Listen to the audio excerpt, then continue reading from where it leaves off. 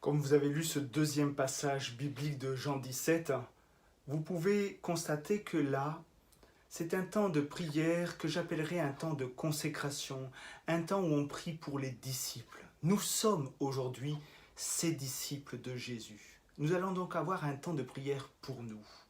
Et Jésus se réjouit dans ce que nous lisons que son Père lui a inspiré de choisir des disciples qui l'ont suivi fidèlement et qui ont gardé sa parole. Et nous savons dans la parole de Dieu qu'il dit la foi vient de ce que l'on entend. Et ses disciples ont cru en Jésus. Ils ont cru que Jésus avait été envoyé par Dieu. Jésus va prier maintenant pour ses disciples, pour ceux qui ont cru, pour ceux qui l'ont suivi. Et nous pouvons ressortir 3 sujets de prière dans ce texte.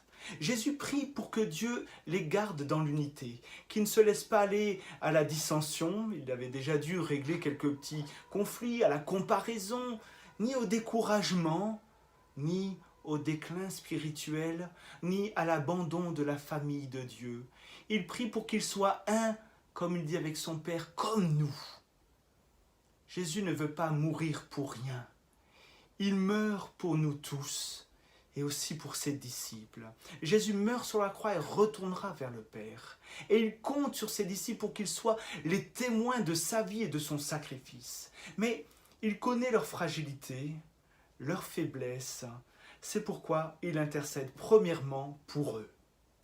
Jésus prie face à l'hostilité de ce monde, au combat spirituel dont les enjeux spirituels sont éternels. Nous avons lu « Je leur ai donné ta parole et le monde les a détestés. Je te demande de les protéger du mauvais, du malin. » Jésus prie pour la consécration de la vie de ses disciples. Dans la version de Louis II, nous lisons au verset 17 « Sanctifie-les par ta parole.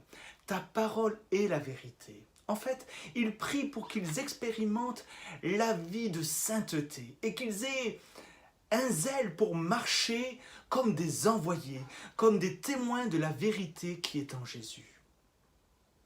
Si nous voulons ressembler à Jésus, si nous voulons prier à ses côtés ce soir, alors prions pour nos communautés, nos adhérents, nos soldats, nos officiers.